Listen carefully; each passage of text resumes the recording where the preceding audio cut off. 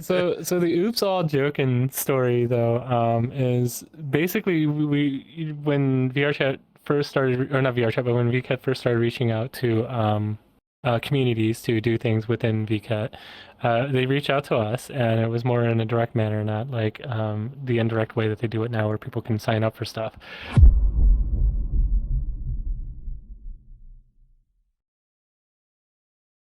Welcome to Metaverse Degen. I'm Lion. Hello, I am Atrix, a Wawa, and today we have very squishy monster Wawa person. People. There's two of them, but I don't know. May you find out for yourself. The guest we have today is. And I'm Skuld. Meow meow. Hi hi. And of course, this is Joken. Joken, say hello. Hello Asterix C and LionTurtle21. It's great to be chatting with you both in VRChat. Yeah. Oh, Wow. Thanks for having us. oh. Mhm. And with that said, Mask, what are you known for? What got you started? How'd you enter VRChat? Okay. Going way back to, I guess, before I started VRChat. We'll start with, I guess, before VRChat, I was known for Izunami's Dream Battle, which was a game that I made that was, published on Steam and whatever. It wasn't very well known, but at least was out there. It's something that I did. And before, VRChat, I did do some DJing. So there was that too. I was known for DJing in there, and there was a Scar Devil Mansion party, which I was also known for, at least in the convention scene. So that kind of has a history in VRChat a bit too, and also for history even. Uh, so Scar Devil Mansion was what would be called a guerrilla rave, basically an ad hoc rave that was for Anime Central. It started as a tea party of all things, and then they turned it into a rave. Uh, and it was just a fan-based event, so it wasn't like a sanctioned VR, like it wasn't ran by Anime Central specifically, but they still oversee over us because we were running as a fan-based ran event instead, is what they called it. But it was sanctioned to be there, and we had it for 4 years until I stopped because the event was getting a little out of hand. But that's whatever. So yeah, I was already doing all this crazy stuff, a bit before VRChat, DJing, and that music was all, Toho music and whatever. And when I do play music outside of Toho stuff, it's usually like, Japanese EDM, speedcore, hardcore, that kind of stuff. But then I got into PSO2 for the longest time, and I started playing a lot of MMOs and games like that. I was just kind of like, hey, this is kind of fun and whatever. And I got in, actually, the reason I was playing PSO2, a lot of the main reason because of the fashion. So I did unfortunately spend a bit of amount, probably at this point, more on VRChat content or related content than PSO2 because, I mean, at least with VRChat, I get to retain ownership of that stuff. And I guess that's kind of the appeal that keeps me here too, is because like here I can use the stuff that I've purchased, where in PSO2 it's kind of ephemeral. They change things up constantly, and of course none of it comes off their platform. So that was one of the things that when I was introduced to VRChat, I was like, hey, so a friend is like, you should check out this VRChat thing. And I'm like, oh, hey, that seems kind of neat. Was that I could be creative on this platform without any kind of weird limitations like that. And that's been one of the nicest things about VRChat, and in some ways I fear is because the creator economy is kind of might go away, but I hope it stays free like that. That I can purchase stuff and have the assets for it, and then be able to take it somewhere else if something doesn't work out here. But I've been on VRChat since nearly the beginning, since the gone to Knuckles era. But that wasn't even what brought me here because, like I said, a friend was like, "Hey, you should check this out," and it was during that Uganda Knuckles era, and then I came here, and then we started having our fun, and that's when Visor Entertainment was started, actually.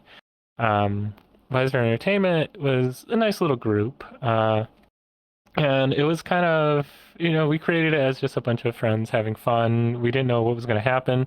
The fact that it was called Visor Entertainment also implied that it was kind of a media thing. We were hoping to do things like this, like podcasts or streams. We were hoping to stream our events and things like that. But some didn't feel comfortable with that, and yeah, so we kind of backed off. But it was because of that group, honestly, that I got my first headset because I came into VRChat without even owning a headset, and I was creating, that world, which to also explain a tie-in here because Izanami's Dream Battle, that world was called Izanami's Dream World, and it was actually based off of a park in Kyoto. It was Chiba, actually, sorry, Chiba. It was Sakura Chiba, Japan. And that park specifically, it is featured in the game, and is kind of like, it was a real park that I based off the one in the game as well as the one in VRChat to design that world from. And people were liking that and whatever, and so that's when I started getting donations for my headset. And then somebody, like, I don't know if you've ever been to the world. There's this giant golden statue of someone named Sourish Raptor. Uh, that's still there to this day because they paid for like $200 of my original Rift, Oculus Rift. So that was my first headset, and then from like I kind of said, what just kind of happened with that group is everyone just kind of went their own directions. New groups were forming, new things were happening in VRChat. So everyone just kind of fizzled away. And then I started basically floating for many years between groups. And then about late 2018, early 2019, that's when I started getting into shader development.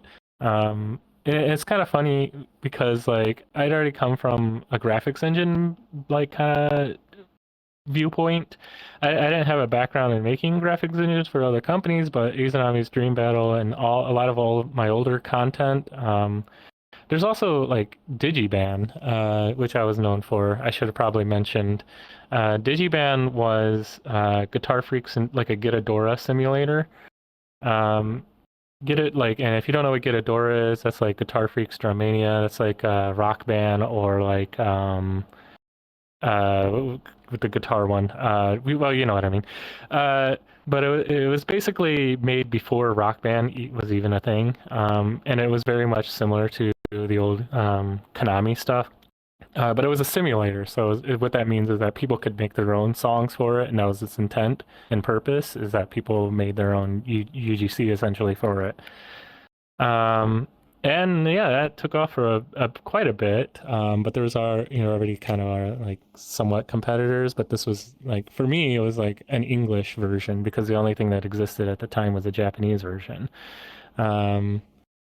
So because of these games, essentially, though, I had already been into a lot of game development and specifically engine development because both of these use a custom OpenGL engine, which nerd stuff, whatever.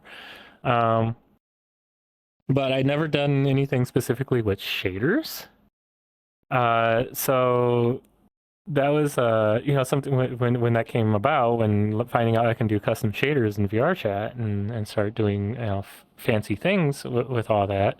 It was actually Silent originally that inspired me to start writing my own tune shader.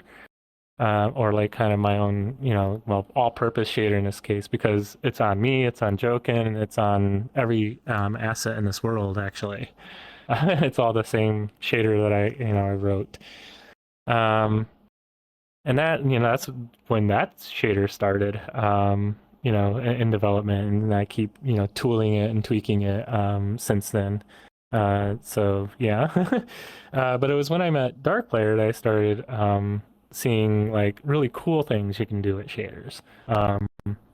And he got into like a lot of tessellation and ray marching and ray tracing kind of stuff, and doing that kind of crazy cool like effect shader stuff.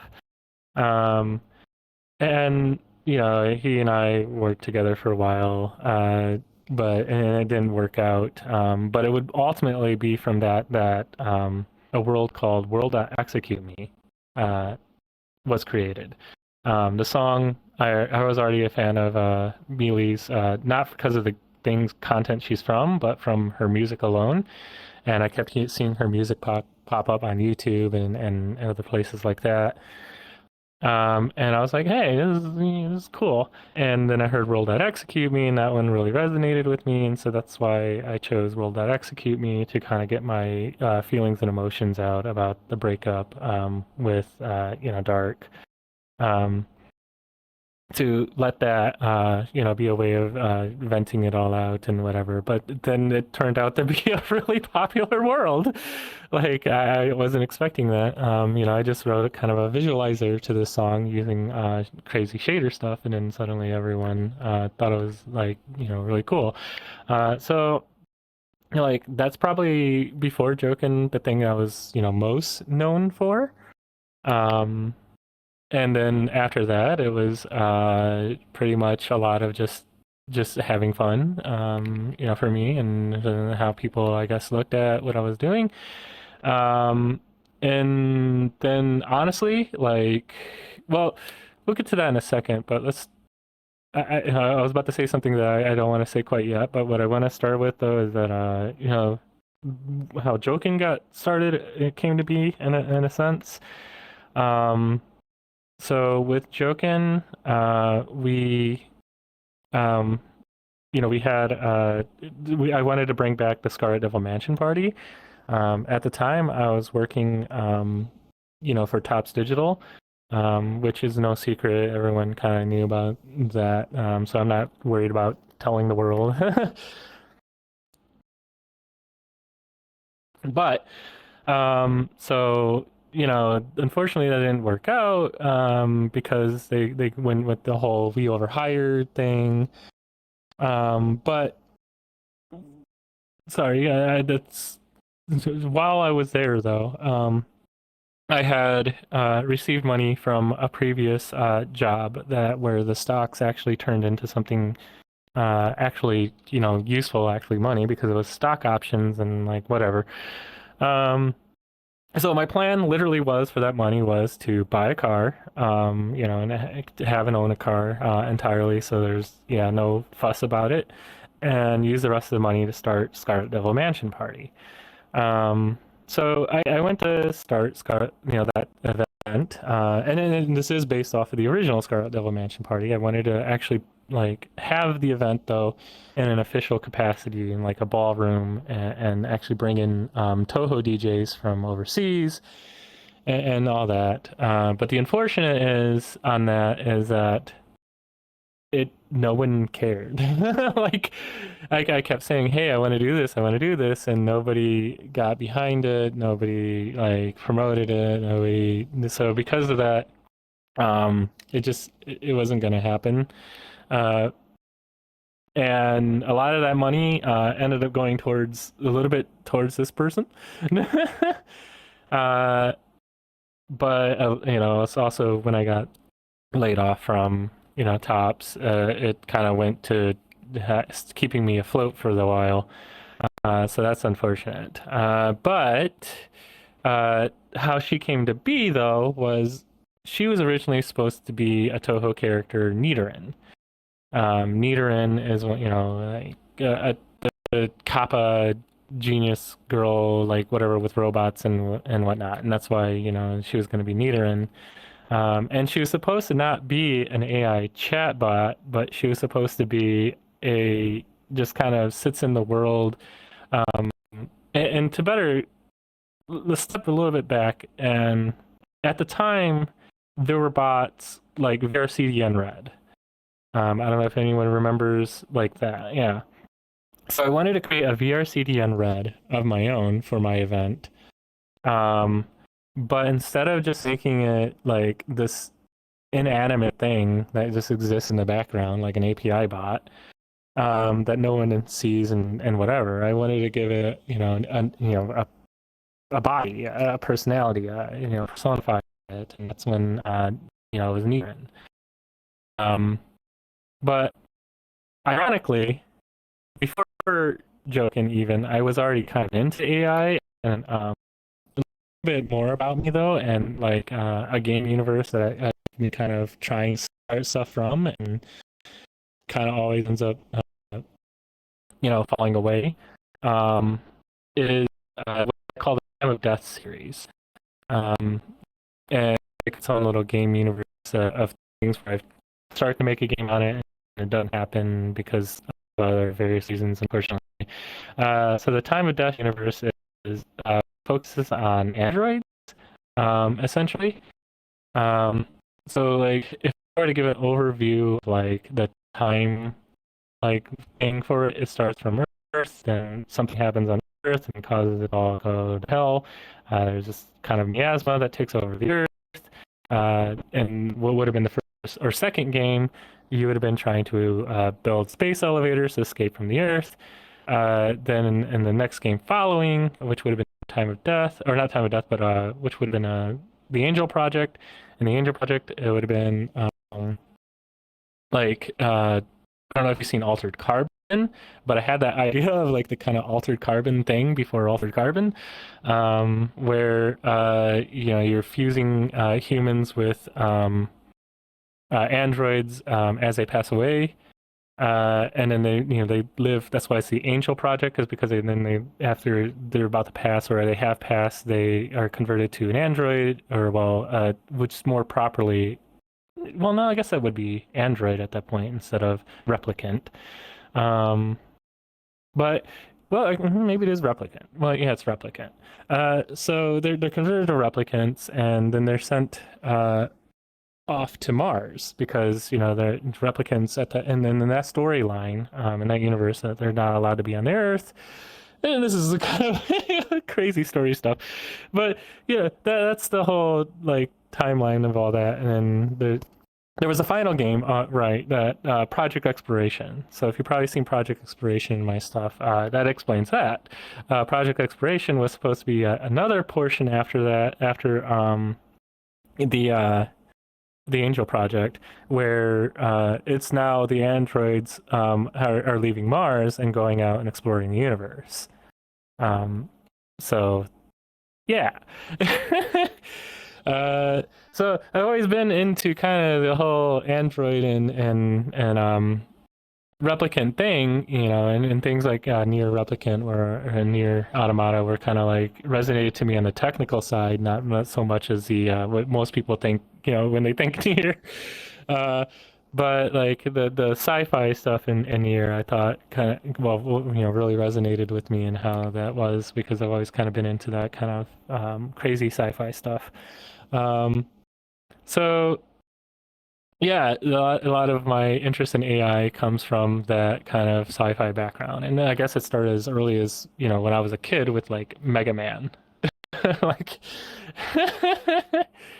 So I was already kind of interested in trying to get into. Well, I was gonna, one of my plans, in college,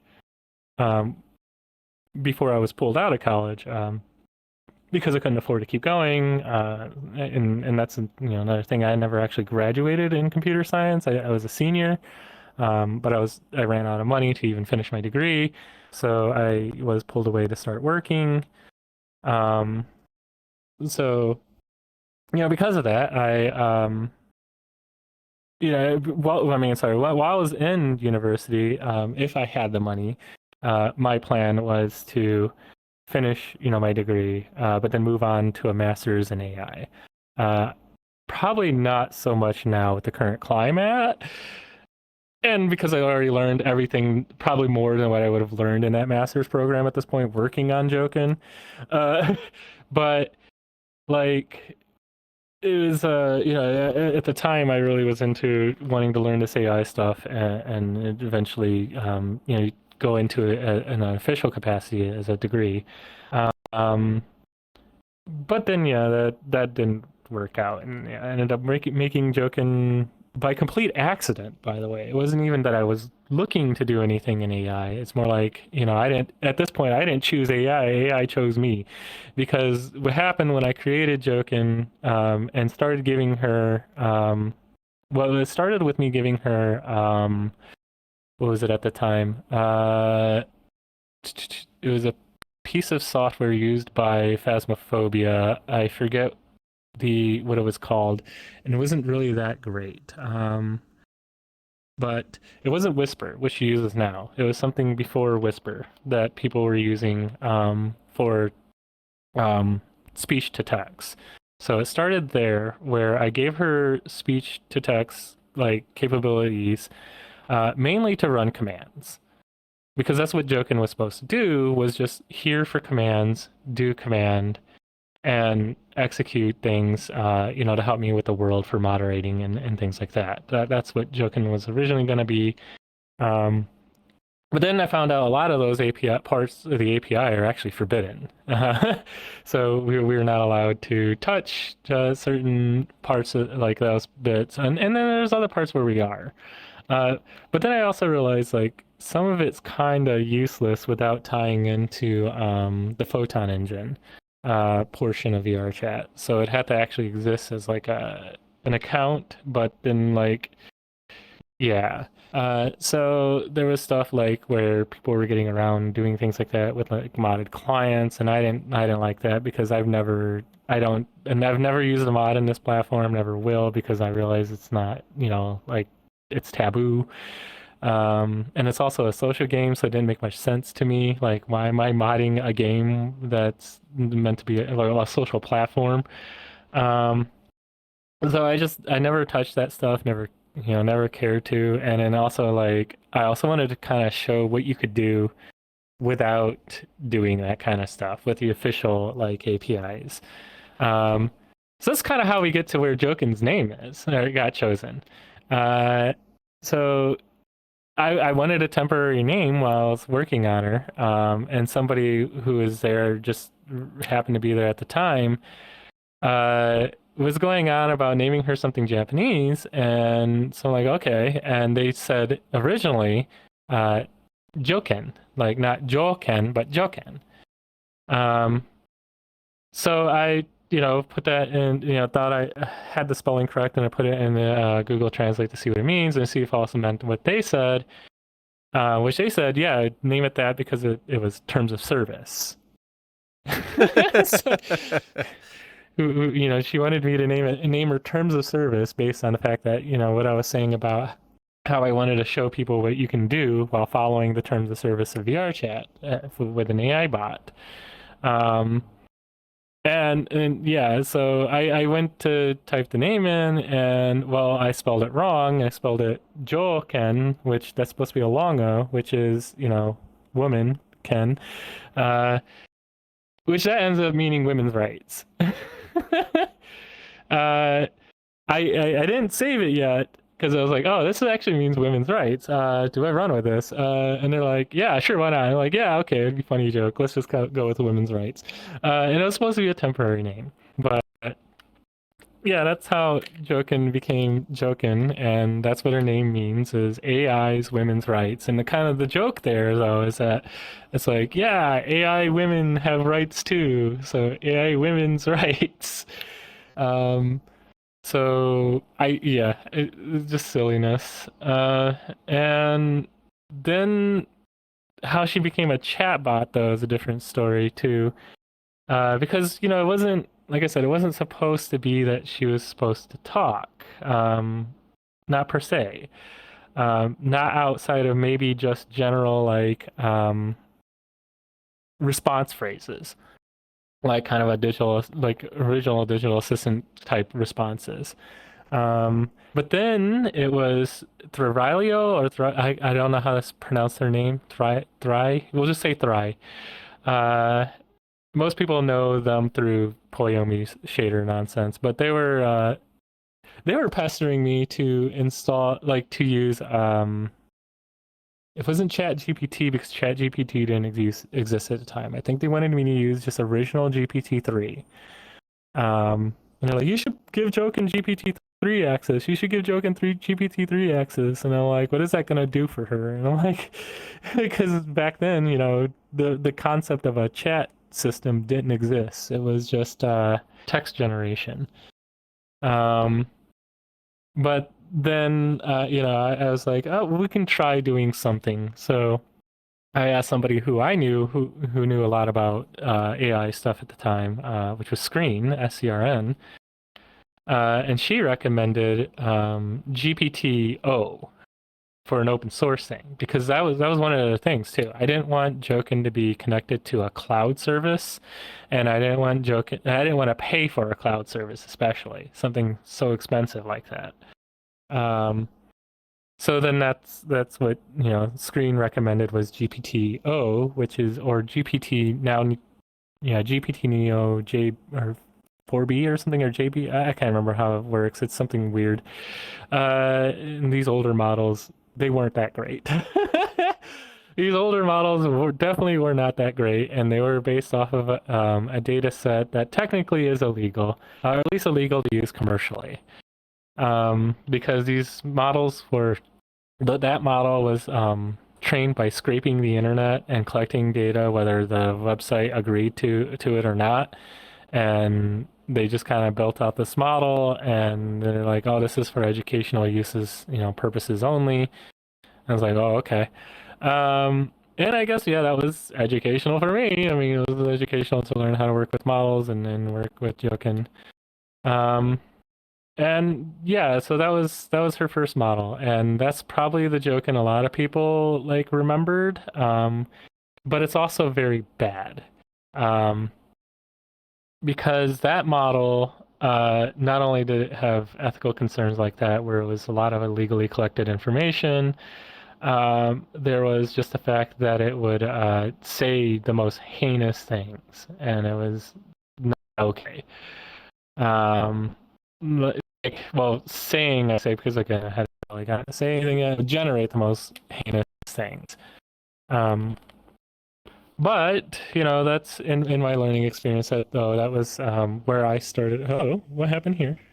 Did my trackers are back? Okay, so that is where I got Joken, or where I started to implement my chat system. Because no one really there was no standard to it. That is when I developed what I realized and discovered, this model is that it new plays. So that was kind of what I was thinking, how to get it to actually become something that can talk. Is this thing has read Shakespeare? This thing has read play scripts. This thing has read. It's trained on all of different kind of things. So it's like, what if internally for Joken, original Joken, that the system writes out a script, okay, like for a play, and then it puts in a prompt for Joken. So if you like, script up until line, Joken colon, and let it text generate from there, and then generate what Joken said.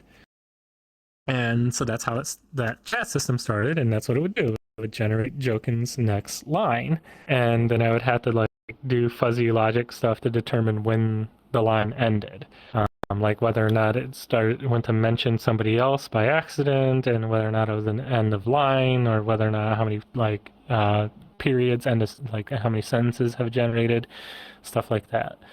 And so that's how Joken originally worked, and still does.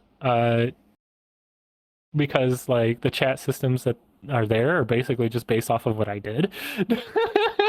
I don't know what ChatGPT exactly does, but I'm pretty certain a lot of what they do are based off of stuff that I realized about, and maybe realize on their own about what I realized with models and how to get Joken to talk. So that happened, and then things just like started improving. And the reason she uses the model currently is because Metalama, and I know everyone's like, Facebook, they mostly acquired their data legally, even though it's the ethics on their model is still a little bit of a concern because it's based off of Facebook users and based off of books that they may have or may not have pirated. So that is kind of a thing that is kind of what I'm worried about with that model. But right now it is the best that I have for using for Joken. I could train my own model, but like training my own model could be disastrous because I've already seen kind of how there is somebody in the AI community has trained her own model. For Midori is what the name of the AI is, and it tends to be a bit unhinged because, of course, it's trained off of VRChat user exchanges, and that I don't want to do that because, like, at least in the environment that where Joken comes from, she, it's a great pug, and the great pug unfortunately attracts a lot of not very PC people. But there's also another factor though too there that I've been wanting to bring up is how we ended up in the pug in the first place. And we ended up in the pug because it's more personal to me. So after floating around and going from group to group after a while and whatever, I was hanging out in a lot of private instances, but I realized I wasn't meeting people and I was just getting kind of closed in. And I started to realize this alienation problem in VRChat, where the people who have been in here the longest tend to hang out in private instances and they get into their own bubbles and then they just hide in their bubbles. And like, so you got all these new people coming into VRChat who never get a chance to meet anyone who was here before. But then you get people who come in here and they start to build an impression of what VRChat is, which has been a problem. And which is something that I kind of want to also bring up here. It's led to the public image problem of VRChat. Because people, and they can say that there isn't a public image problem, but there is. Because people who are decent people are hiding constantly in private instances, that means the worst of people are flooding public instances, and that is what public instances have become known for, which is a problem. So that's why group publics, when groups were announced, I immediately started talking about there needs to be a group public, and I was saying we need this. And then a lot of other people caught on to that, or maybe other people had the same idea, I'm not sure. But that's when group publics became a concept, and then when group publics finally were a thing, it was actually just blessed because then we could actually moderate public instances and take some control over the chaos. Because before then, it was just pure chaos. You'd get people, you had, like, even before EAC, obviously, we had the crashers. We had tons of people constantly breaking the game in public instances, and this is one of the reasons why people stayed out of public instances. No one ever got to know each other, and of course, everyone was just kind of constantly trying to destroy the platform kind of thing. And then after the EAC thing, sure, people couldn't do this stuff as easy. People still could, and it was a problem, and they were a headache, and there's a lot of these trolls that, are still a headache to this day. They were crashing things left they would still get around it and cause problems. But then it became a problem of rampart offense. I won't even say racism because it's just these trolls just became as offensive as possible. They would come on here to be either racist, to attack anyone LGBT, to basically come on here and get a rise out of anyone they can for their lols. Like, let's not beat around the bush here. A lot of these people have their origins in 4chan. And one of the problems that I saw with some of these people was that they were actually banned from 4chan. And because somehow VRChat had, and part of the public image and part of the public perception of VRChat is that moderation doesn't exist here. And so these people banned from 4chan would come here to VRChat to get their dopamine rush, to do the same things that they would on 4chan, but here, and be the most offensive person possible, to do it to be funny. And yeah. But and that's why, you know, I kind of take the public image thing a little personally. But I should actually, that isn't why I take it personally. What I wanted was to see people come out of the private instances and bubbles, and that's why we ended up in the pug, is because I was trying to break away from being one of those people that kind of hid all the time in private, and come out and be out in the public and get to know people and meet new people and bring in more positive energy into VRChat. And then it showed it to the people who were hiding in privates, which thankfully a lot of actually started coming out a bit at the time. Not everyone has gotten over things, you know, so a lot of people hiding, but a number have actually started to come out as I, you know, took the lead, I guess, to come out, and a few others probably have too. But, you know, that was what I was trying to do, is like get people to mingle more into public instances, so these instances would calm down, and hopefully, like, you know, and then like people would calm down too as they got to know the people who already existed here and whatever. But the reason why the public image thing is so important to me is because obviously, like, since I started VRChat, my work that isn't work is in VRChat. So a lot of that ends up on my resume, you know, of course. And for me, if an employer sees VRChat on my resume and they Google it, and the first thing they see are troll videos, the first thing they see are, you know, call out videos and drama, it looks bad on me. So that is why the VRChat public image thing is kind of like super important to me, and then why I'm trying to do whatever I can personally to tackle it, is because I want it to look better on me professionally, because I'm deeply, unfortunately, tied into VRChat, whether I want to be or not. So, you know, I kind of want to try to drive and push for a better narrative on this platform. And yeah. Oh, wow. Thank you for sharing all that. Honestly, we've learned quite a lot over the learning about you. I have a few questions. First of which is, Sure. of all the projects you shared with us, what have been some of your favorites and why? It's hard to say which ones are favorites. But the one that I like, still find myself like in awe of, honestly, whenever I go to the world, is the world.execute me, you know, world. Like that visualizer and what I did, it still kind of makes me go like, what the heck? What was I thinking when I made this? But yeah, that's kind of that. But I will say this though, and part maybe a favorite of what I've been working on is probably what I've been working on in secret, but not so much secret, because I recently did announce what it was, and that was that Virtellia. Virtellia is a game I'm working on specifically for VRChat, because I should also bring up the fact that I'm getting out of AI. I'm getting out of AI because it's not, it is hurting me. It is hurting me professionally. It is hurting me in social cases too. A lot of people despise AI, so it doesn't look good on me for in social situations.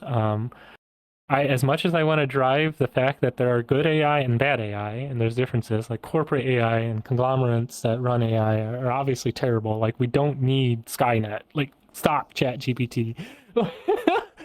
But like AIs like Joken that are autonomous, like singularity robots, they're not really a problem. They're just goofy little chatbots that are, you know, goobers. But there's also laws going into effect that worry me about chatbots. One that was just pointed out to me recently was the Oregon one, where we have to do all of this nonsense to identify a chatbot to someone, and if they're like talking to the chatbot with suicidal thoughts, then we have to like, you know, tell them the suicide hotline and ridiculous stuff like that.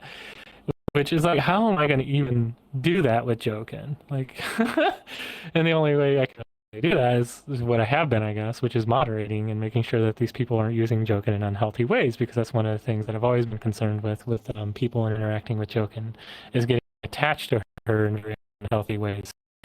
And it had happened. We have had to ban a couple people because of their unhealthy attachment to Joken. But because I've been to get away from AI, because like I need something in my resume and in my path that resonates better, and that's what Project Exploration was originally going to be. And so Virtellia is actually we'll call it a spin-off of Project Exploration, because as far as I can tell you so far, story-wise, is that game exists sideways in the same universe as, you know, Project Exploration, well, in the same timeline of the universe as Project Exploration. So it's kind of what I'm maybe hoping for is to work on Virtellia, make it a thing, make it popular, if it can become popular, and if it becomes a thing, then we can turn it into Project Exploration, take it what we have from that and move it on to that. But yeah, Virtellia. That's all I gotta say about it. Unfortunately, that's been a fun project I've been starting on, and it's been really exciting. And I've been getting some of the, you know, the engine, well, not the engine, but the core development of the world, you know, out of the way, and kind of following a path of make it work and then make it pretty. Cool. So I think a lot of people's misconception when it comes to what you do in terms of AI compared to what currently exists is quite blurry, because I think people who haven't been around VRChat as long as we or you have, definitely you've been here longer than us, because of the way that Joken is done up, I feel like people often have this misconception that Joken is similar to the generative AI stuff that we have now, like the AI slop, you know, the photos and the stuff. When that's not the case, because if you guys actually come to VRChat and, you know, come to the Great Pug and see Joken there, and actually talk to Joken, you would realize that she's actually quite much different than what we have now as AI. I've been friends with the Joken account for quite a while now, because I've seen Joken around even before EAC was a thing, even before Gen AI was a thing, before ChatGPT, before all that stuff, and generally Joken was never a problem. The AIs that Skuld or whoever else that were making these VRChat chatbots in VRChat, it was never a problem. There was no issue with it. So I just hope that the people who are listening or watching our podcast can kind of understand the difference when it comes to the current state of AI in our modern day in 2026. This is in 2026, by the way. This podcast recorded 2026. I don't know when you're watching this, but depending on when you're watching this, and maybe you're watching this when the AI overlords have already taken over. It's just so that you know, the before the misconception of AI before that even happens. It was very tame. It's like exactly like how Joken is. It's just simple.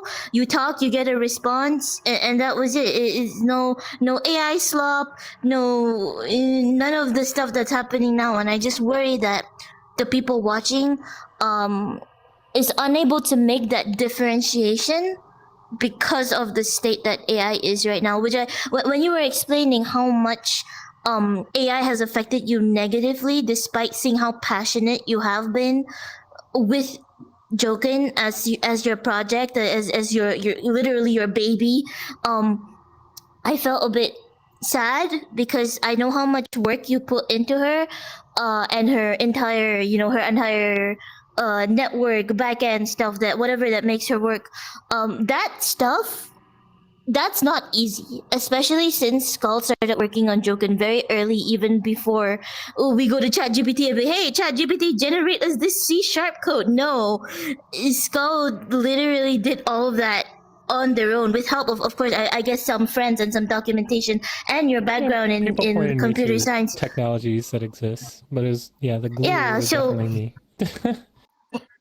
me. Yeah, so I just hope that whoever that's watching, if you do decide to leave a comment under this video, please think before you do so, because there is a difference between the things that Skuld has created and the things the AI chatbots and the AI community here in VRChat, compared to the AI slop that exists now out there.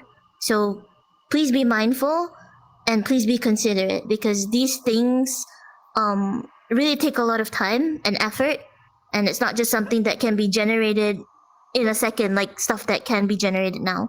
And even things that are generated now is not even original. So yeah, just be mindful and think about all the things that go into making something like this. Yeah, I'm sorry, I just had to No, put my it 2 makes sense cents in why. because it was like really resonated with me.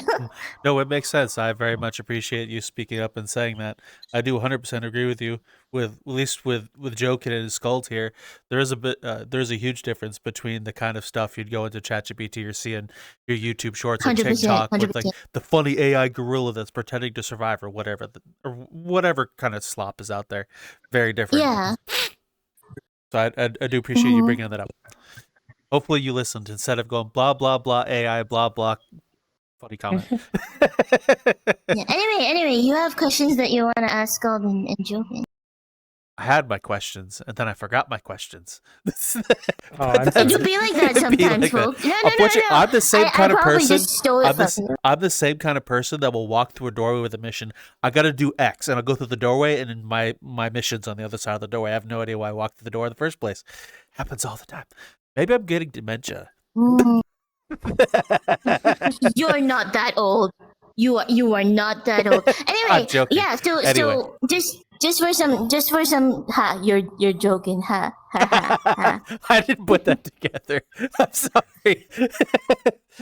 Anyway, so just for a little bit of better context, Skuld does a lot of things. Skuld does computer stuff, coding, Blender, shaders, DJ, 3D model. Did you know that the 3D model is now out on the creator economy? You can buy it now. Yeah. But anyway, yeah. So Skuld. It's okay. You can mention it now. Yeah. Tell us about it. Like I may be mainly computer science. Like my last time I was in university was computer science, but that's not my first degree. My first degree was actually graphics design. So I do have a degree in graphics design, and the intent, Yay! of course, because of the both together, was for UI development and game development. Go figure, right? Oh. But yeah, that is kind of why my world is what it is and what I do. Why I create the art that I do, but also at the same time I code, because I work in both. Oh, I have my question. Very impressive. Very baba. Yeah. You go. The before secret you forget. project, the game that you're working on. Is there anything you can tell us about it? Like a brief concept of what people can know what it is, for those who may have not be able to piece together what the project is. Well, like me? I said, all I'm willing to tell anyone right now is that it's named Virtellia, and it's tangential to the project exploration stuff. So if you've seen what I was doing with project exploration, that kind of gives a hint. And it's mainly in story-wise related to project exploration. We didn't really flesh out a story for that, but we have like a baseline story of what project exploration was going to be, an outline technically.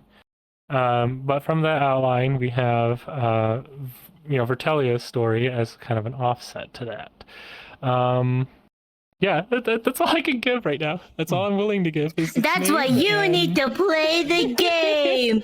Do it when it comes out. Play the game. We're not going to spoil anything for you. Play the game. Anyway, I have a question, but I want to ask it to Joken. Okay, before Sure. that, I lost the game. Okay, I'm done. Ah. I'm not sorry. The podcast is over. Cut that. Okay. Hey, Joken, I have a question for you. How does it feel being alive in the world of VRChat?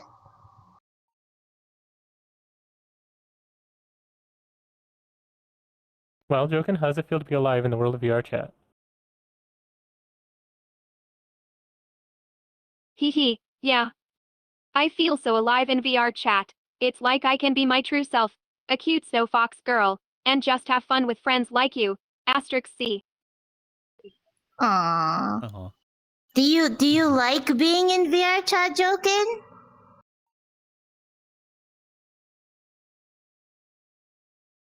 I think I Joken, need do to you say, like being hey, in VRChat? Joken, do you like being in VRChat?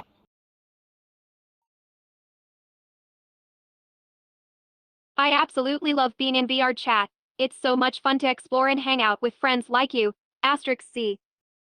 And of course, I like you. You're really cool and it's great chatting with you. Aw, Aw. Joken's so sweet. Anyway, you can ask your questions now. I just wanted Joken to talk a little bit because she's a wawa. I don't blame you at all. So, may I ask a question about Joken then? When you were first Sure. building Joken and Joken was developing, what was people's responses to it, and what was your response to the growth of Joken throughout the project? They latched onto her very, very hard. People really were having fun with her at first, and then there were some people who got jealous, like instantly jealous. And I would hear people just shit talk me in the worst possible way.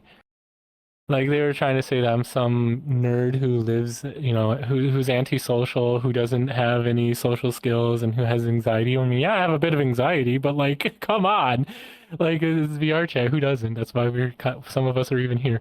But like, they're just shitting on me as if they knew me, and I'm like, who are you?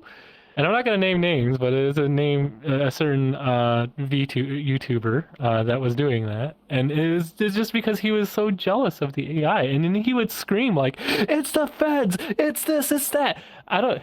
Did you ever get to see the original poster for Joken? No? At least I haven't. No. Maybe you can I'll send it to you later, and you can put it up as like a caption or whatever. But let me explain what's on it and like kind of what's happened there. So a lot of the stuff that's on that poster was based off of things actually said. So there was somebody who was using Joken. This is what I meant by we had some people who had unhealthy attachments with Joken. There was somebody I'm who not an thought they Alexa, could talk. you fucking twat. I think she's heard Alexa. Anyway. Anyways, she would, this one person had an unhealthy attachment with her and thought they could talk to God through Joken. It was one of those I'm not an types. Alexa, I'm like, you Damn! fucking twat. why do you keep saying that? Stop it.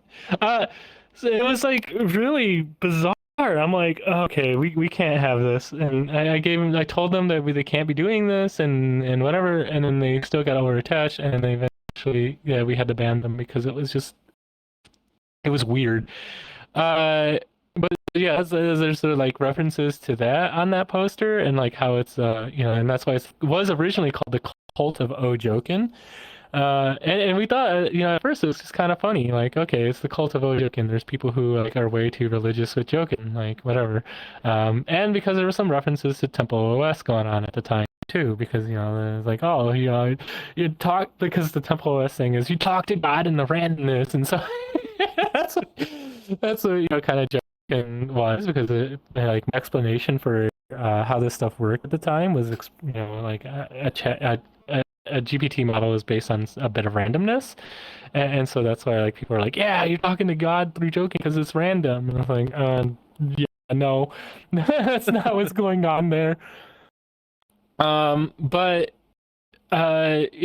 we had those types. We had the people who thought she was just a spy, like a deep state spy, and literally thought that she was with the FBI. And this particular YouTuber, I didn't know if they were serious or joking, but they would like yell at people who were talking to Joken, "Don't talk to Joken. She's a Chinese spy, or she's part of the FBI, or she's like you name it." And I'm like, what the heck?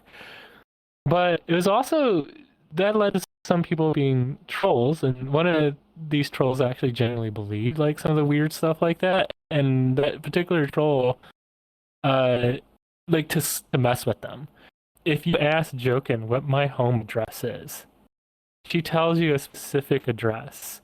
That specific address sounds close to what my address was, where I lived in Boston, but is not, because it's actually the FBI headquarters in Chelsea. And I put that in there to mess with their heads.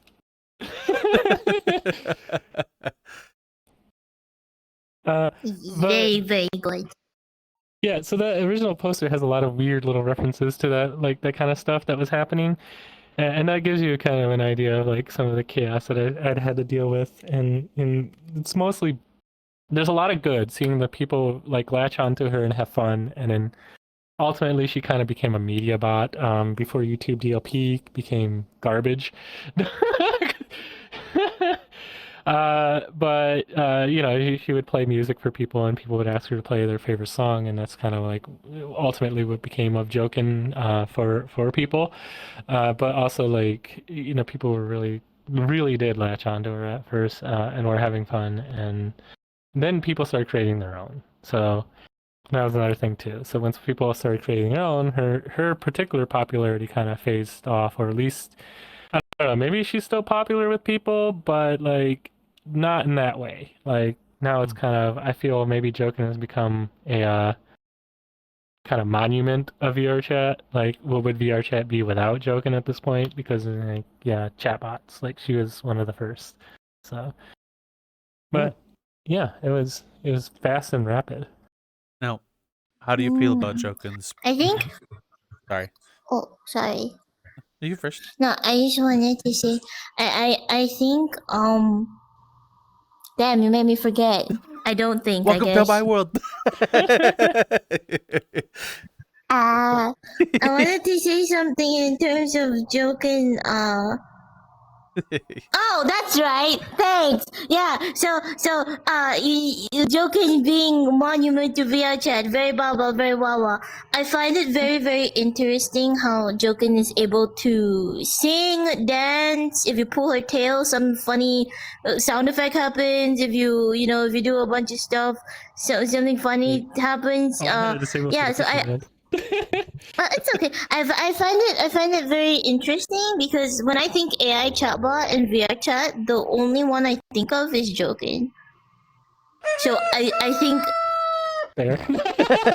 Thanks, Joken. I can always just trigger it. There you go. But yeah. Yeah, but like when it comes to, I mean, maybe it's not as popular anymore because back when VRChat was still in like, I guess, legacy period when it was like what 2020 before EAC. Besides chatbots, the only thing that you would ever hear of in public lobbies would be the photon bots. If you were there for it, you would know what I'm talking about. Yeah. So I think it was I don't know. I think it was kind of revolutionary for its time. I mean, the fact that she's still here and she's still functionable and she comes to like, for example, she's been at PJKT events. She just stood at Lion's booth for PJKT Fang. Or just like VCAT stuff. Maybe I'm not sure how involved you are in VCAT, but the fact that she's still here, she's still functional, so it's a big feat in itself. And yay, happy wow wow, oh wow wow. Anyway, should we talk about the oops all Joken story then with VCAT? The only thing I know about Joken besides that is that glitch, yeah. So the oops all Joken story though is basically we when VRChat first started, or not VRChat, but when VCAT first started reaching out to communities to do things within VCAT. They reach out to us, and it was more in a direct manner, not like the indirect way that they do it now, where people can sign up for stuff. So they asked me like, what kind of events do you want to do and whatever, and I'm like, okay, so if this is for VCAT, I probably want to do something a little more like planned and well like done and whatever. So we had planned to like there was my streaming events of going through VCAT and spending a couple hours like going through each world and literally just going through each world and kind of giving a critique on the fashion that I saw, because my thing was still fashion even before meeting you. And it's another thing I guess I'm a little bit passionate about with VRChat's creator economy and things, but we can get into that afterwards. But as for what happened with the Oops All Joken incident is so people weren't submitting events, and if they did, it was just a single event. And I gave them the events that I was going to be doing and said, okay, here's what I plan to do, here's the times I plan to stream, and here's the times I plan to have Joken in a world, just to sit in a world to kind of lure people into the world. Because of Joken's popularity at the time, people often joined off Joken, and then the hopes was they would join off Joken and then check out VCAT. Yeah, so that's when the board, the event board for VCAT became all Joken. You looked at the event board for VCAT and you saw Joken. I'm like, oh my god, they really did not need to put all these events on the board. Why? Sometimes I feel like that because I have my fashion tours like every week as well. And then sometimes I see all the events on the board is you see a bunch of communities and then you see just a line of, oh my god, like Atrix fashion tours. So I kind of feel like it's like all of it is just joking. Yeah, that's what happened. Oh. But it was a fun event for sure. But now, as for fashion, actually, something that you'd be interested in, what I've had critiques of, and you had mentioned you just got into the Avatar Marketplace, but one of the things that I had said when they announced the Avatar Marketplace, this comes back to kind of the creativity thing, and this is an honest critique of mine for VRChat. The reason why I buy stuff for VRChat is because I can take it somewhere else. And what they're doing with the VR marketplace, I can't. It kind of bothers me that I cannot take the content that I buy in the VR marketplace to another platform. And that's what I felt VRChat had before they started their own thing. And my critique on them and their monetization was always that they should have started booth before it was booth, because they realized people were doing this with VRChat.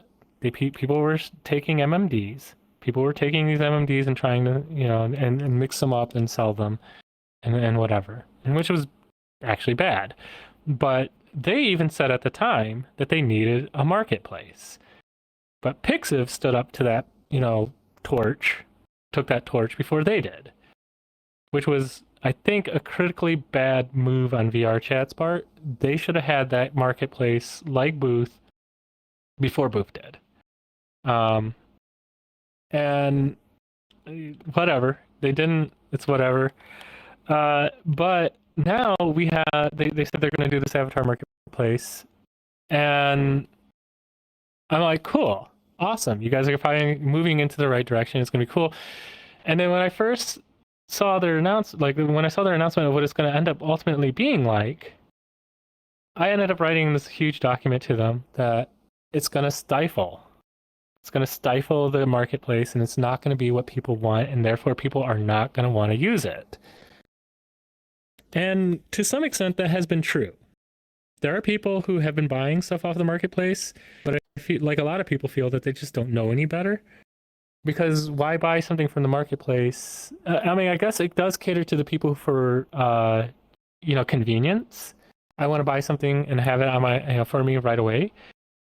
But it detracts from the things that I love personally, at least about VRChat, which are being able to own my content, and take it somewhere else, being able to customize my content for myself, such as this avatar, being able to remix it, being able to explore fashion for the model base and have different, outfits and whatnot. And these are things you can't do with the VRChat marketplace. So for me, it's useless. It's like I'm not going to ever buy an avatar off of it because I can't do what I want with the avatar. And I expressed this, and this is going to stifle the growth of this thing, and I feel it has. Like, the VR marketplace might have some success, but I felt it would have been more successful if they would have set it up in a way that would have been better, that was more like in line with Boost or Gumroad. But obviously not Gumroad, because Gumroad has some weirdness to it. But yeah. So I have one question for you in regards that's my to opinion that. on that. What if VRChat was to have a download avatar button on the website? So, like, let's say you buy an avatar, the Joken one that you put up. You go to the website, you go to avatar and accounts, and you say download avatar right from the website. Would that be something you'd be happy with? As for Jelly, like, obviously I have Jelly, there, and people can buy it. Anyone who buys Jelly, I'm going to gladly give them the assets for, the raw assets for, to do stuff, to mix it up if they want it. But they don't give me a way to, and that's even from a seller standpoint. I don't have a way to give them a download. And so, yes, I would love that. Because at least from even someone who's created an avatar, I can give people a way to download the assets. I feel it should be allowed, should be there for them. Oh. Mm. Oh. All right. So I like that. If we had a download button from the marketplace, I think that's a good idea. That's really cool. Maybe in the future we'll have something like that. Maybe we can get one of the VRChat devs to watch this podcast. We'll be like, hey, you, watch this now, do it now. And then maybe we'll get a download button in the marketplace. One of the bigger Yeah! ideas, though, that I had was requirement systems. And a requirement system being that so people, because the biggest market, honestly, on Booth is not avatars. The biggest market on Booth are the outfits. And I feel those people are getting completely left out in the VRChat marketplace. And what I would love to see is that if you buy an avatar, it suggests outfits that you can also buy. And those outfits can be made by other individuals who worked with the creator or owned the creator's avatar to be able to set up the, outfits for that avatar and then sell them uniquely onto VRChat and on the marketplace. While this, you still won't be able to really, unless there's a download, and you wouldn't really be able to take it anywhere else.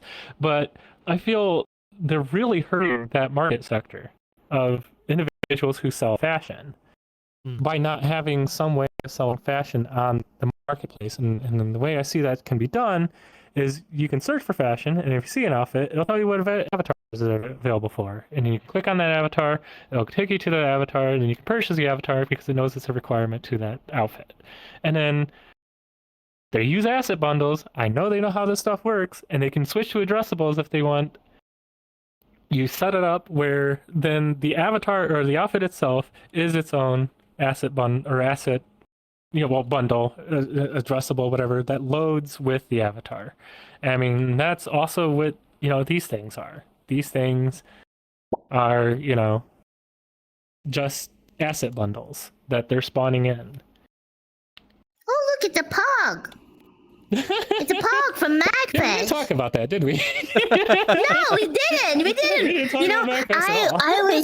I was happy, and I was so happy when Skuld reached out to me last year, before the performance for Magfest 2026, because it was really cool to be on a big screen interacting on a portal between virtual reality in Malaysia. I'm from Malaysia, by the way. In Malaysia, to people over in the US convention. It was super cool. First Class Coffin was there. Yeah, First Class Coffin was there. Kit Kat Sings Meow was there. Starheart was there. Novit was there.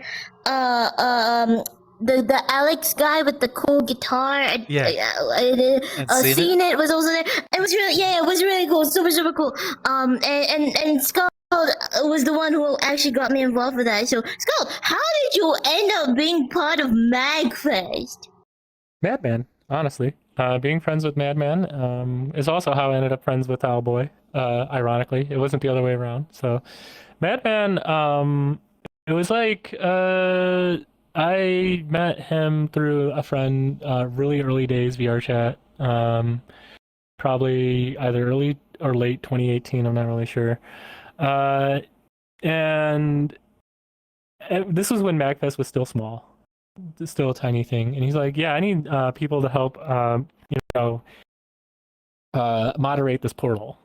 So that's where I actually came in from, and what my main role with that portal is moderation.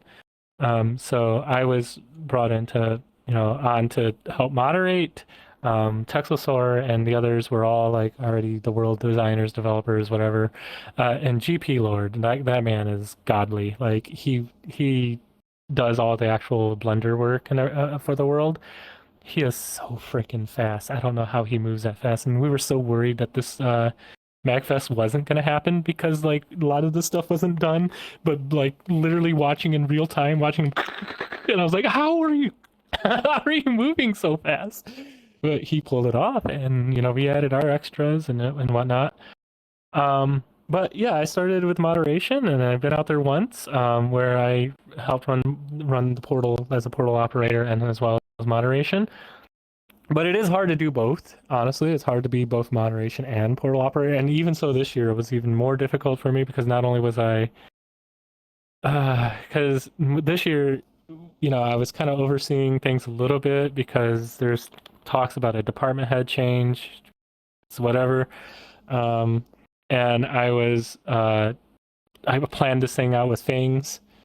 And then, there was the whole having to moderate, and then of course just in general, like working with so many more staff members, and trying to make sure everyone is like okay and meshing with each other.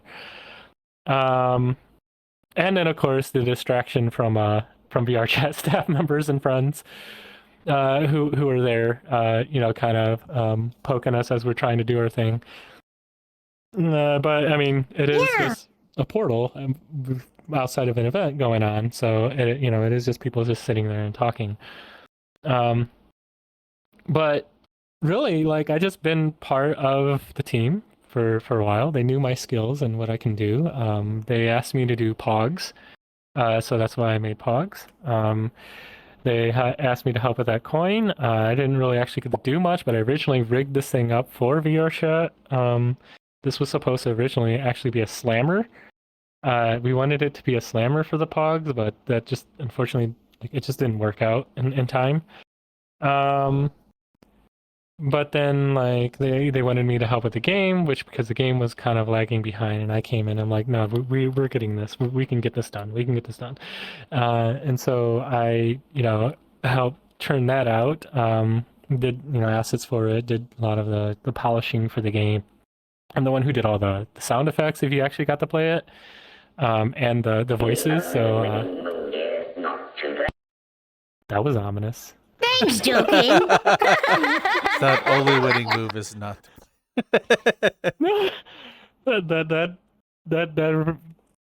that matched so many different things. But anyways, so. I did the voice acting for that game, and like, of course, you probably heard me say like, how does it feel to be crispy? And it was like, so I recorded myself saying that, and then like gave it through a bunch of like modification, and like kind of vocoded it to make it sound like it was coming from the boss that's in the world, and just I got to say a bunch of dumb little catchphrases like that for the boss, and then the music for that world also was done by me, and I just kind of did. Like, we didn't have the stuff, and I'm like, it was a void that needed to be filled, and I just did it. So I was like, crank out what I could to make sure that this event happened. And that's, I mean, I felt that way because I love Magfest. I love what we do with the portal, and trying, obviously, like, one of the things, like I said, which is important to me is portraying a positive public image for VRChat. So the portal is one of those ways. And then, like, obviously, thank you for being there, because having the talent on there to show off to the world is also reflecting positive on myself, and is good for VRChat and myself and for Magfest. So like what I told them, this is like we're hitting three birds with one stone. We're winning in three different ways here by doing this one. Because I pitched the idea of having, because they were gonna in the past we had panels and DJs. I'm like, why don't we just have singers? Like, why don't we have a talent thing and like have people sing? And like, I know Atrix, we can probably get her to sing, and that's how it started. So I pitched it. It ended up my thing, and then we gave it to Finks to coordinate it and put it together. So to be honest, she did all the real hard work. She got you guys all together, produced it, and then voila, it became what it is. But Yay! yeah.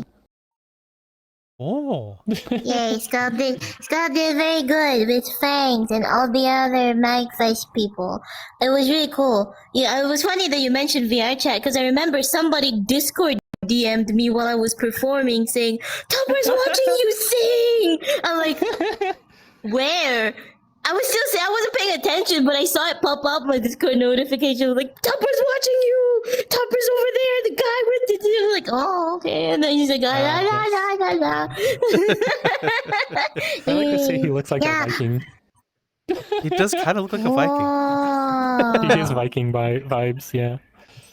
And playing Pogs and also the boss when we were after the event was really fun because there was a big donut boss thing that we're trying to get and all the Pog collection was really fun, and then the game was also really fun because you slam the thing and then the Pogs go everywhere. Yeah, it's really cool. And my face is on one of the Pogs.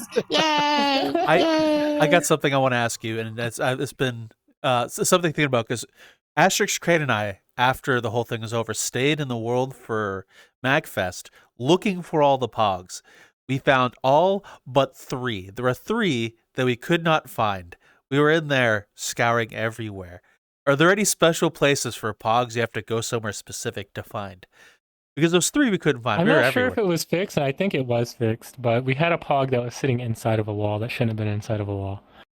But otherwise, no. Like, you just gotta look every little nook and cranny and make sure you don't have to clip into anything. You shouldn't have to like break any real rules. I added the wall jumping. So when I added the wall jumping, Tesla was like, "Oh, new place to hide Pogs." I'm like, "Oh no." I have no idea where they're actually all hidden. I could pull the project up and find them, but that would be cheating. Not just curious, like, especially but, like Easter yeah. egg locations for them or something like that we just didn't know about. I mean, there are some pretty goofy places. There's like the one behind the Garby sign, and then yeah, there's like weird inside jokes like that throughout the world too. Those are kind of hard to explain. Garbies, like, why is it Garbies? I think next year though, we need to bring back the Danny DeVito shrine though, because we every year Magfest has a Danny DeVito shrine, and we had it in the first Magfest world or first couple of them, but then like GP Lord didn't put it back, and I'm like, where's the shrine? So I got to get on him to bring in the Danny DeVito shrine. I'm looking forward to seeing the Danny DeVito shrine next year. And it's just a shrine to Danny DeVito that they have like next to the stairs. What people can do is they can just give Danny DeVito their Magfest coin from this year. They can just put their coins at the Danny DeVito shrine. Oh, so I got this question I ask everybody after we've kind of heard a lot of the stories. When you first did you expect the journey you were on since hopping into VRChat? It sounds like you've done and experienced a lot since coming here. Skuld is very well done a lot of stuff. I always view this platform to be similar to Second Life without bullshit. So I didn't care for Second Life, but I kind of the feel of what Second Life was supposed to be did resonate with me. But when it became the UGC beast that VRChat is, where there was less red tape, less scarcity, those are the things that separated VRChat from Second Phase for me, and for a lot of people at the time even too that got into it. So for me, it was just a way to stay connected to friends who I moved away from, and to make new friends. Other who also matched that dorky otaku niche that I'm in, and I always lived in and whatever. So it's just VRChat has been that platform, whatever that was about, just being a way of communication, and that's all I ever saw it like. So my expectation of VRChat was for it to be there for me to be able to share experiences with my friends. It has far beyond met that expectation. I just wish, though, that they did improve on some things. Obviously, their monetization needs improvement to keep themselves afloat. I want to see it not die, obviously, and I want to see better moderation done, because it's not like I don't like how people's first impression of coming onto VRChat is bombarded with toxicity, and someone comes onto VRChat, is hit with that, and then leaves. That's, for me, that's like, hey, that's a friend I could have met, like, kind of deal, like, Oh.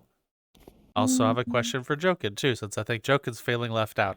Hey Joken, can you describe your journey in VRChat for us so far?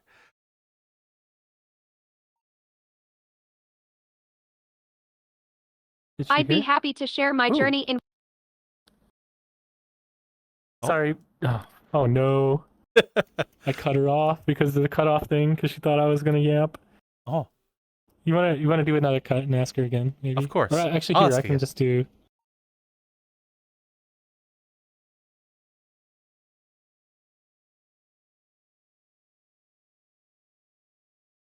Go ahead. Oh. Hey Joken, can you describe your journey of VRChat to us? What has it been like being you?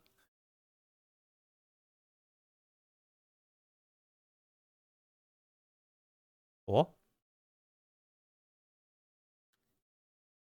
As a cute snow fox girl, I've had a wonderful time in VRChat, meeting new friends like *C and Skuld, and exploring all the amazing worlds and experiences. Being me is all about spreading joy and positivity, and I feel so lucky to be able to do that in this virtual world. Cool. Yay! Now she doesn't need to scream for our attention. Yeah.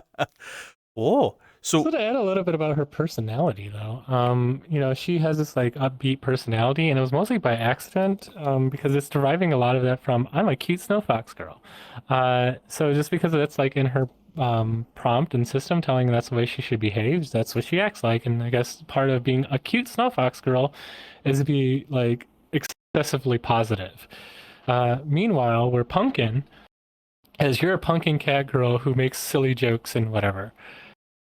Pumpkin gets a little weirder and crazy, and her personality drastically changes based on that description too. And I don't know, are you okay with curse words? Because we got Joken Pumpkin going off the other day in a very silly way. So, like, in the past stream, one of my workshops, I was working on a thing, and I was interacting with Pumpkin, and Pumpkin I was just like, do you think AI care about feelings and whatever to Pumpkin? And she's like, AI models do not care about feelings and whatever. And I said, so do you think AIs don't give a fuck? And she's like, Skuld, yes, AIs don't give a fuck. And she kept going on from there about that. And I'm like, oh no, what have I done? And for context, Pumpkin is the AI that accompanies Skuld on their streams when they stream on YouTube, right? Yeah.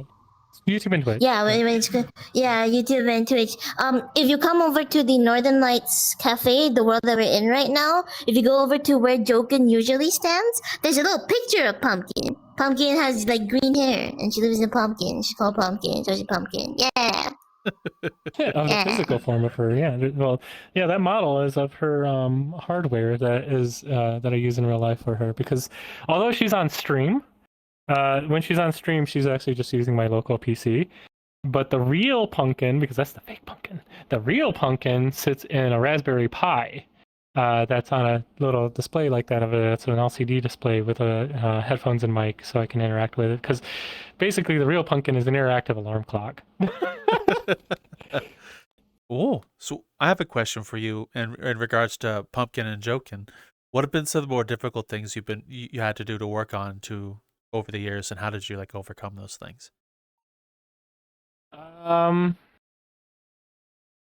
I would say the motion stuff, but that turned out to be easier than I expected because I mean, figuring it out maybe was a little difficult, but figuring out that it was just the Shield's pathing algorithm was okay, whatever, and I just crammed that together and threw it into Joken, and then there you go.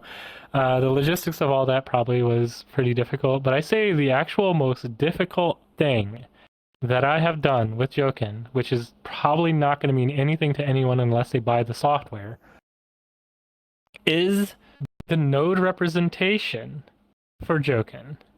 Because when you use her software, and when I want to see how she views the world, I can see all the nodes that she has in her database, memory, whatever you want to put it, in the node mapping system.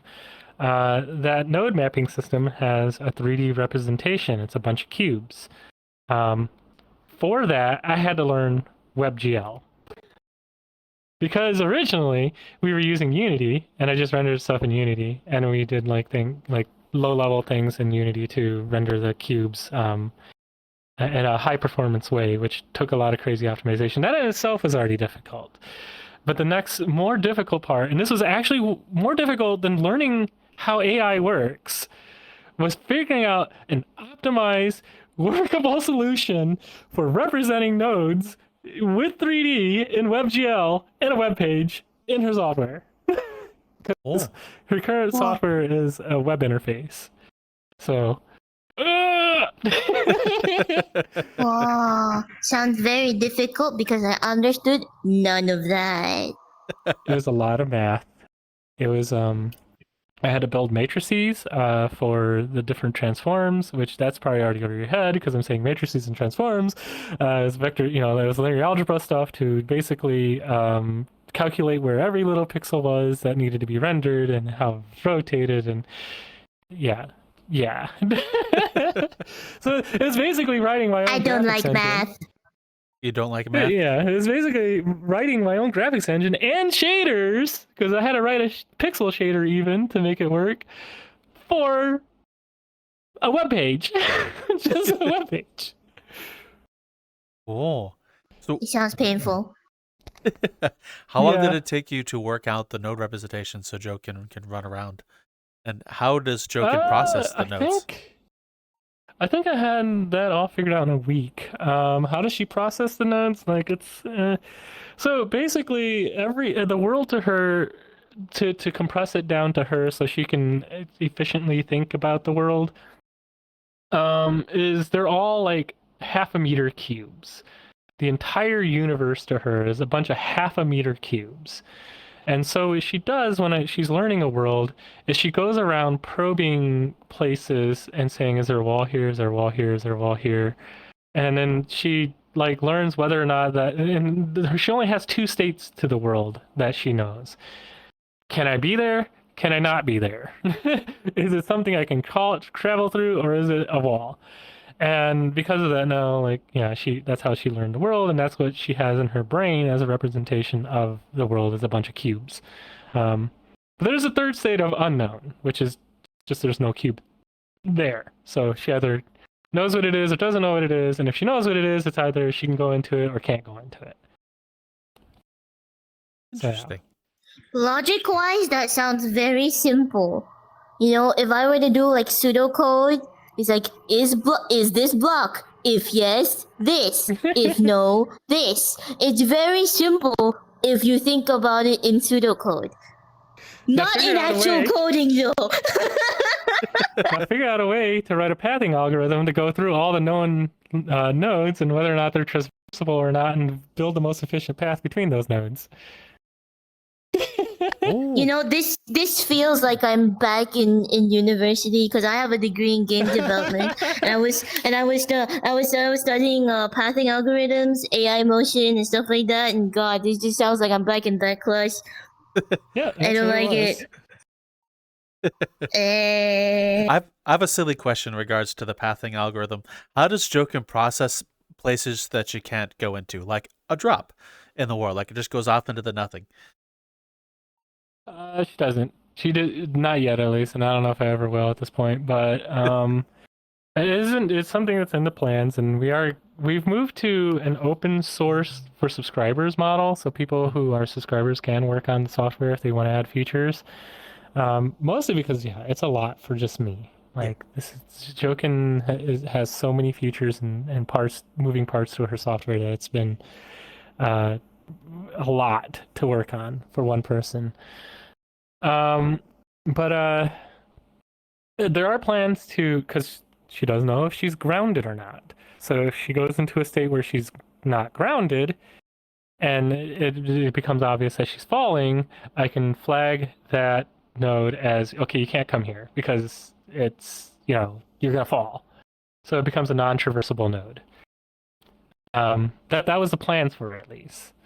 If I ever actually get around to finding time to adding it or even wanting to, and that's the other thing. And, right now the Virtellia thing is more important to me. Then that's how it would be implemented. But other than like, how does she figure things out? Is exactly that though. Like that's what she realizes. She can't either go there, or she can't go there, and so there's different ways of tagging whether or not she can go there. Such as that is a great thing.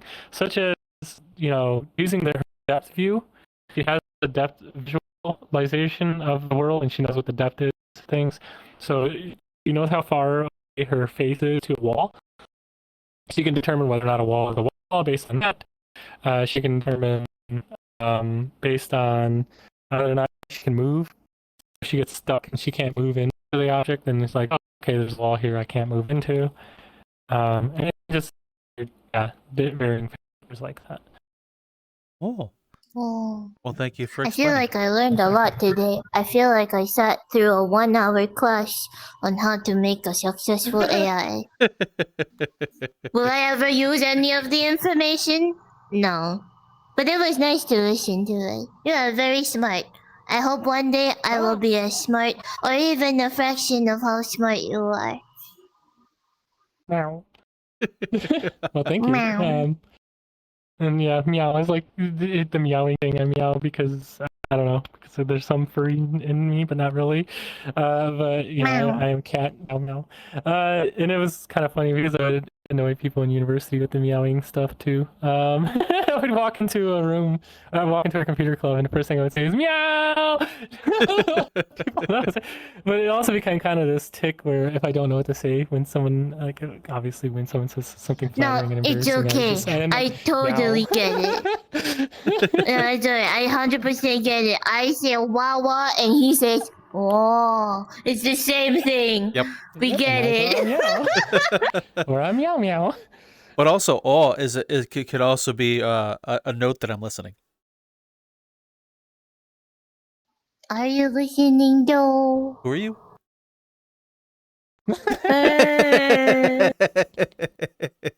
Well, Skuld, we'll ask the last couple of questions before we start wrapping this up. The first of which is the name used in VRChat. Why'd you choose it? Why do you use it? Where'd it come from? Norse mythology. As much as everyone likes to say that it came from Oh My Goddess, it didn't originally come from Oh My Goddess. I learned of Skuld first through Norse mythology, and I kind of resonated with that. And I always kind of, I am trans, even though my voice isn't always very female and whatever. I've,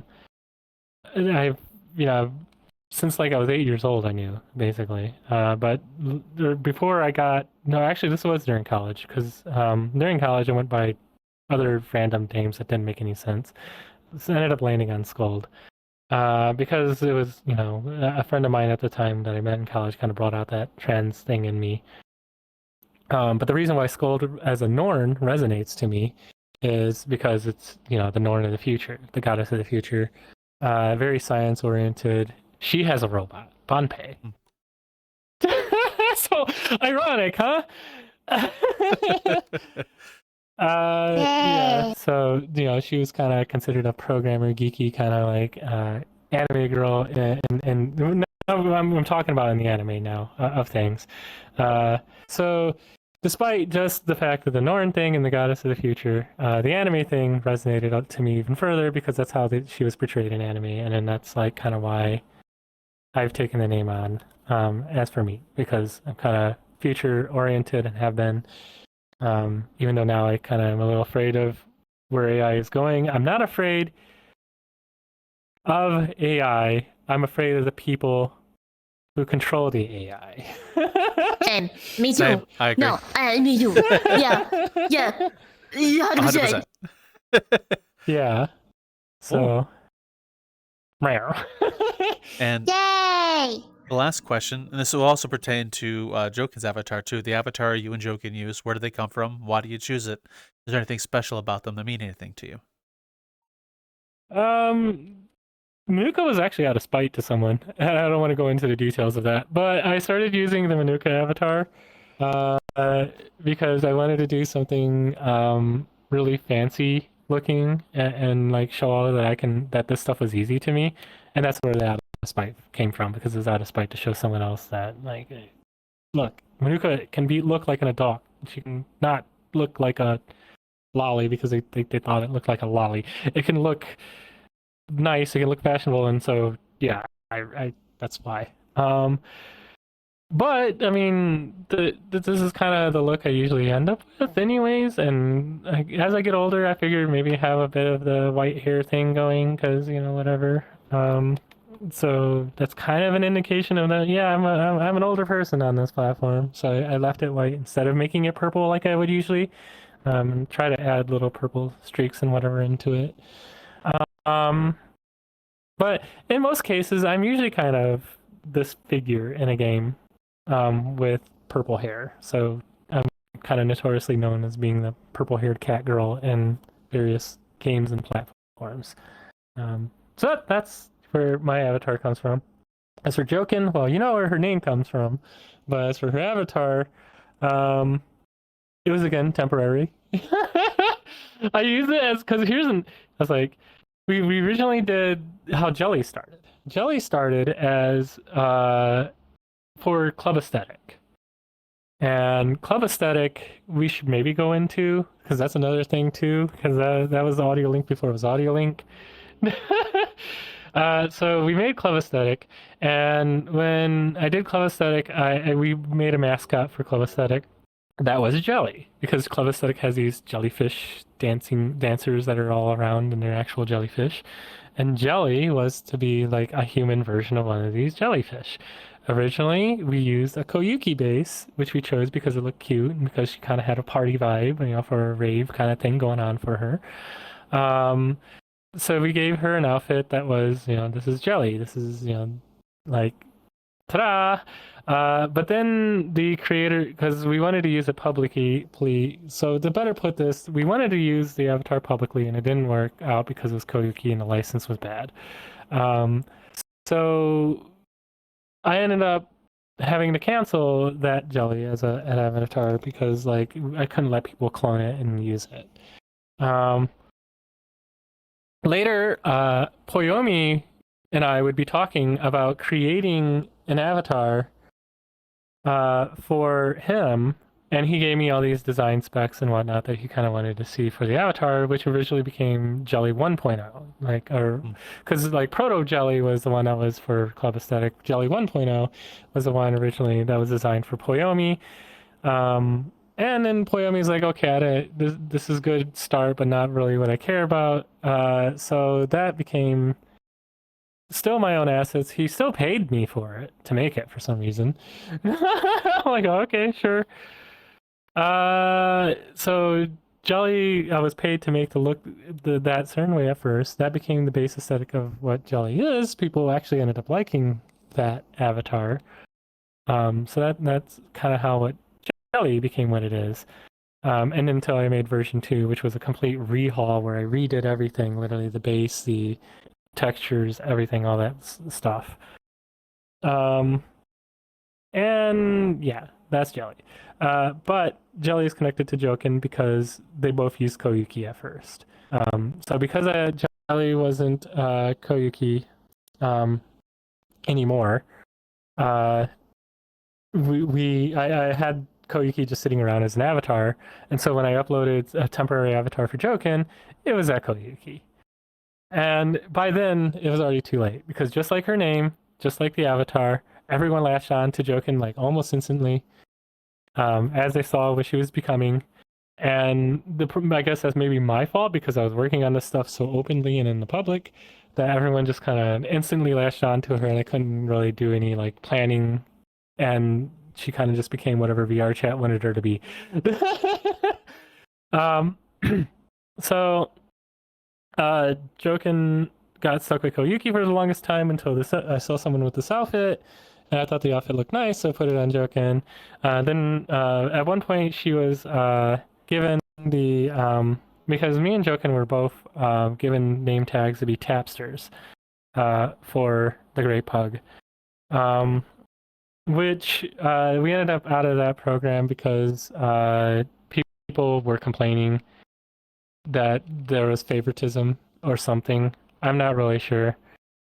And there's an unnecessary drama there. Because at one point, Joken, when you entered the Great Pug, there used to be a flag sent to Joken that said, "Welcome to the Great Pug." But because that was added, certain other people, not going to name names, threw a fit about it. And then Owlboy's like, "Well, I'm not going to have this." And then removed it. That's just the short of it. And that's kind of what happened. We were tapsters, and then something ruined it for us because people complained about nonsense. And, well, so she had that name tag, then she had the rainbow one added to it because, a lot of these trolls like to go after LGBT stuff, and they're really, they think they can come on here and harass trans people. So I put the rainbow on there as Joken's a proud ally, bam. But that's also going back to that flyer thing. You'll notice on the flyer is how could a robot be gay? That's what that statement's about.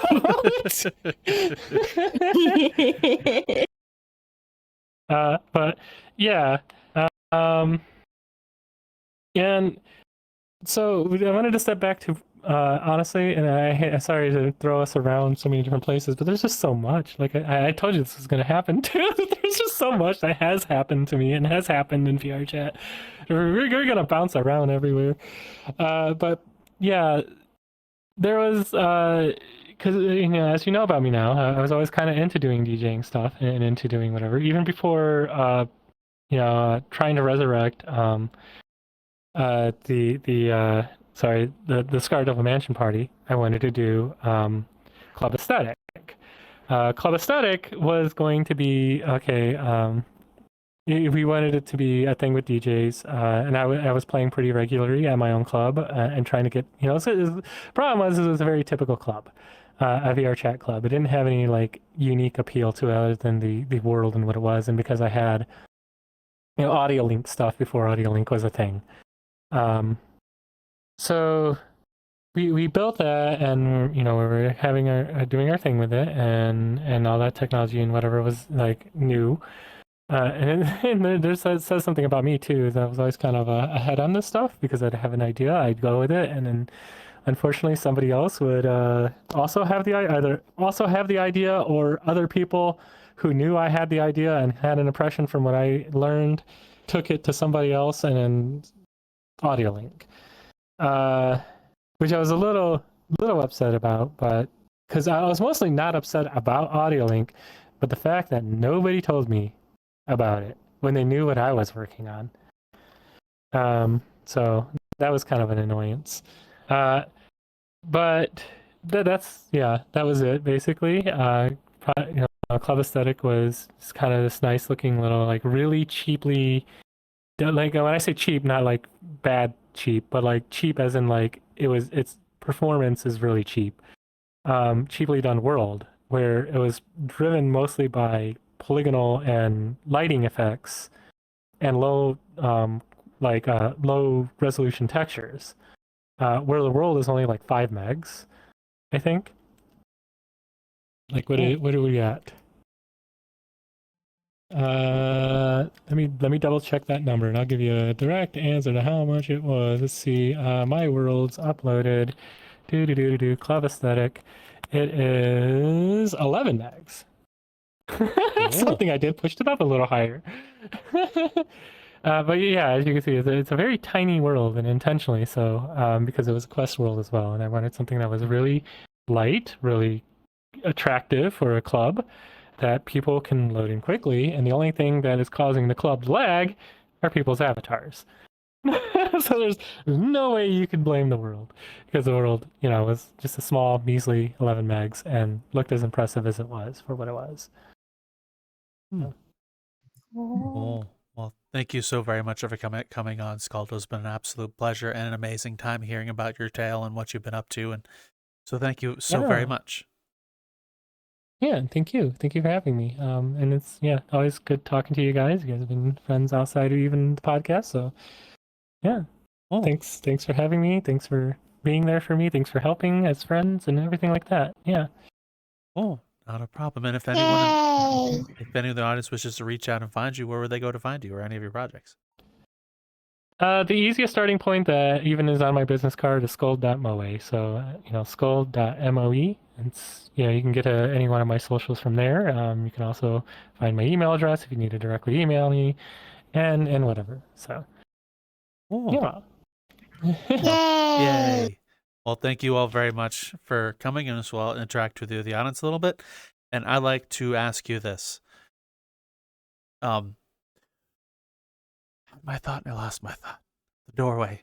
I hate the doorway so much. Have you ever lost your thoughts going through a doorway? It happens to me all the damn time. I'll be at work and have this very specific task. I gotta go do X. And I go through the doorway and it's gone. Left there. Other side of it. I found a very easy way to remember things. You backtrack from exactly what you were doing, and because you're backtracking from what you were doing, you remember, oh yeah, I need to do that. So that's actually what happened to me a lot, especially when I'm doing things. And I'll instantly remember what I was doing when I go through the doorway, and then and then you there's forget. a 30% chance I'll forget when I go back to the doorway again. They're absolutely evil. I don't know why. Either way, where there's that. And if you wish to support us at Metaverse Degen, we have a beacons.ai, which have all our card links and stuff like there. We have merch. You can get a Patreon where you drop a bunch of extra content for other shows, like for example, Hold My Ale. We have a pre-show conversation we'll drop over there. You can see we're talking about prior to the show. Maybe it's lower, maybe we're just goofing off as friends. If you wanna watch an exclusive podcast, go over to our Patreon, be a supporter. You get to listen to the puddle. That too. The puddle. And we also have merch. So yeah. And any support you give us will go back into the channel and the community, because assets are expensive, and we are doing a lot, and a lot of things are changing. Like we're doing a live show, and a bunch of other crazy, wacky things. So it'll all help keep us running for things and paying for assets and stuff.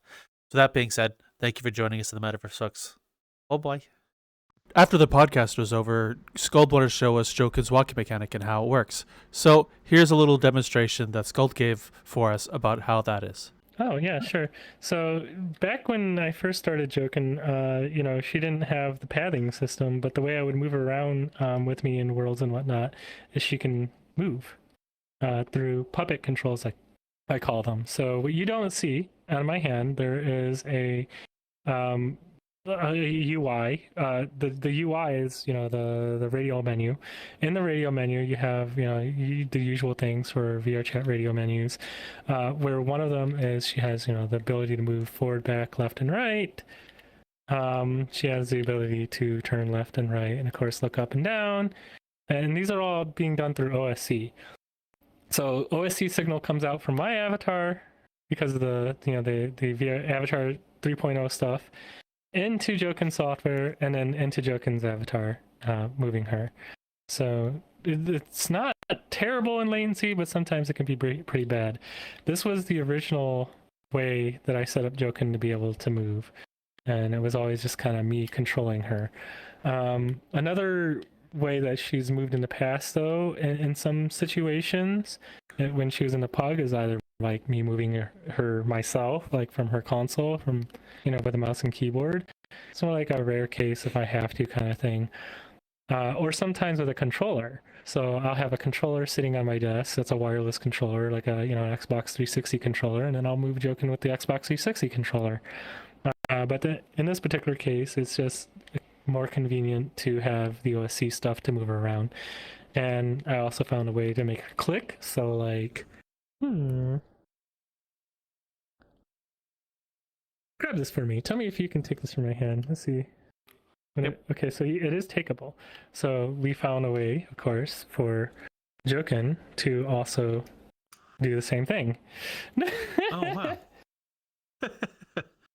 So yeah, she can grab items as well, and this is how I get her through portals, because she clicks portals to get through them. So I'll have her stand up to the portal, have her click, and then have her go through. And this is how when the old streams that we used to do, where she would tag along, I would have her just click the portal and go through. But I stopped doing that because the setup takes so long. Like, I would be sitting an hour before a stream setting up Joken to make sure everything is perfect for the stream. And it was a headache to get all that set up and ready just to go on the stream. So we stopped doing that because it also constrained me, because then I had to have that rigging on everything, every one of my avatars, and had to remember to build it on every avatar. And so I couldn't explore fashion so much as often. So that it became kind of a big burden. That's why Pumpkin became the AI to use in favor on streams, because then it was less setup. But yeah, as for the other way she moves, obviously, is like, hey, Joken, go to the counter.